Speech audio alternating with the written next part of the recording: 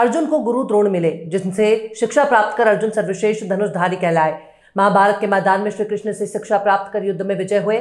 शायद इसीलिए कबीरदास जी ने अपने दोहे में कहा है कि गुरु गोविंद दो खड़े काके लागू पाओ, बलिहारी गुरु आपने गोविंद दियो बताए। यानी मनुष्य के जीवन में सच्चे गुरु का बड़ा ही महत्व है, इसलिए गुरु को भगवान से ऊपर का महत्व दिया गया है। अंधकार भरे जीवन से बचाने के लिए गुरु रोशनी के समान है।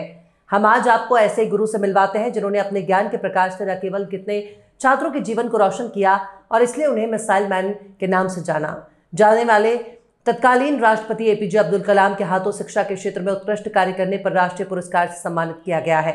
और वर्तमान में इनके पढ़ाए 2 छात्र एडमिरल दिनेश कुमार त्रिपाठी भारतीय नौसेना अध्यक्ष और जनरल उपेंद्र द्विवेदी थल सेना अध्यक्ष हैं। इनके अलावा भी कई ऐसे छात्र हैं जो उच्च पदों पर आसीन होकर देश की सेवा कर रहे हैं। आपको बता दें कि राधाकांत शुक्ला ने अपनी शुरुआत की पढ़ाई गांव से की है और 12वीं के बाद इन्होंने इलाहाबाद से पढ़ाई पूरी की, जिसके बाद 1976 के में अध्यापक के पद पर सैनिक स्कूल रीवा में उन्होंने अपनी सेवाएं देना प्रारंभ किया। शिक्षक आर के शुक्ला को 2004 में अध्यापन के क्षेत्र में तत्कालीन राष्ट्रपति द्वारा राष्ट्रीय सम्मान से सम्मानित किया गया। ये राष्ट्रपति पुरस्कार की जो सूचना है, मुझे उन दिनों प्रयागराज में था मैं, तो घर पर जो है मानव संसाधन मंत्रालय से पत्र आया था। उस पत्र के बारे में मेरे पुत्र ने देखा और मुझे बताया, तो मुझे मेरे आंखों में प्रसन्नता के आंसू आ गए और मैं अपना ये सौभाग्य समझता रहा। और ये पुरस्कार मुझे 5 सितंबर 2004 को ये वर्ष और 2003 का पुरस्कार मिला था। और ये हम अपना बड़ा परम सौभाग्य मानते हैं कि ये पुरस्कार हमें तत्कालीन राष्ट्रपति महामहिम एपीजे अब्दुल कलाम जी द्वारा मिला था।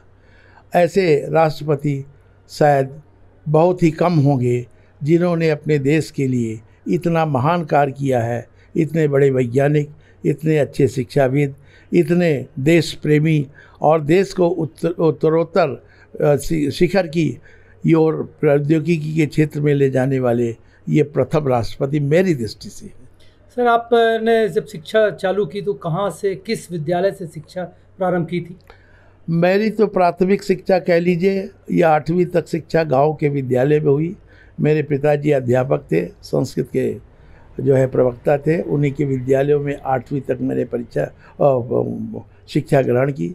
उसके बाद 9वीं 10वीं में मुझे विज्ञान लेने का ये परिवार की ओर से और मेरी भी इच्छा रही, तो उस विद्यालय में विज्ञान न होने के कारण मैं गांव के दूसरे विद्यालय में प्रवेश किया। 10वीं की परीक्षा बोर्ड की पास करने के बाद मैं इलाहाबाद के केपी इंटरमीडिएट कॉलेज, जिसे उस समय कायस्थ पाठशाला इंटरमीडिएट कॉलेज कहते थे, आज उसका नाम काली प्रसाद इंटर कॉलेज हो गया, वहाँ से मैंने इंटरमीडिएट पास किया। फिर मैंने बीएससी की परीक्षा इविंग क्रिश्चियन कॉलेज से की। फिर मैंने LT government central pedagogical institute Allahabad से किया, जो यूपी का एकमात्र संस्थान है जो अध्यापकों के लिए ट्रेनिंग देता रहा। और उस समय पूरे प्रदेश के लिए 57 ज़िले होते थे और 100 सीटें थी। इलाहाबाद के लिए 2 सीट निर्धारित थी प्रशिक्षण के लिए, उसमें मेरा सिलेक्शन हुआ। मैंने एलटी में बहुत ही अच्छा अंक प्राप्त किया, इसलिए मुझे इलाहाबाद विश्वविद्यालय से एमएड करने का सुअवसर प्राप्त हुआ और वहाँ से मैंने एमएड किया।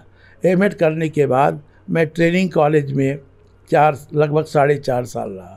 4.5 साल रहने के दौरान मैंने एमए हिंदी में किया। उसके बाद मैं सैनिक स्कूल में अध्यापक के पद पर 1976 में आया। 1976 में रहते हुए मैंने एमए समाज विज्ञान शास्त्र में किया। और इस कार्यकाल में मैंने अपने शिक्षण काल में मैंने 2 अनुसंधानात्मक कार्य किए। पहला, प्रतिभाशाली छात्र और उनकी पारिवारिक पृष्ठभूमि, और दूसरा था कि मेल और फीमेल टीचर्स जो हैं उनमें इंटरेस्ट में, उनकी एटीट्यूड में, उनकी क्षेत्र में, कार्य क्षमता में क्या अंतर होता है, इस अंतर का भी अध्ययन मैंने किया था। और ये हमारा दोनों जो है वो आज भी पसंद किया जाता है। 2004 में आपको राष्ट्रपति पुरस्कार मिला। 2024 में रीवा ने एक बड़ी उपलब्धि हासिल की जो आपसे जुड़ी हुई है। क्या है उपलब्धि? ये सबसे बड़ी उपलब्धि ये है कि ये देश का एक शिक्षा के उसमें सैनिक रक्षा सेवा के क्षेत्र में यह एक अभूतपूर्व संयोग है कि एक ही विद्यालय के एक ही साथ के पढ़े छात्र, एक ही राज्य के और एक ही ग्रामीण अंचल के वो छात्र, निकले हुए छात्र आज देश के नौसेना अध्यक्ष एडमिरल त्रिपाठी जी और देश के सेना अध्यक्ष जनरल उपेंद्र द्विवेदी जी सेवा कार्य में रत हैं और अपनी भूमिका सर्वोच्च पदों पर निभा रहे हैं। ये हमारे लिए कितनी गौरव की बात है, इसका तो मैं वर्णन ही नहीं कर सकता।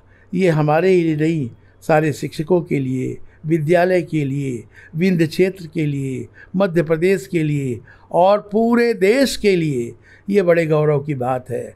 और आज हम ये कह सकते हैं कि हम अपना जीवन धन्य समझते हैं कि ऐसे छात्र हमारे संरक्षण में, हमारे शिक्षण काल से निकले, जिन्होंने आज अपना परचम सर्वोच्च शिखर पर देश की सेवा रक्षा में लहरा रहे हैं। वो कौन से राष्ट्रपति थे जिनके हाथों आपको पुरस्कृत किया गया? ये पूछा ना भैया ने, आगे नहीं पता नहीं।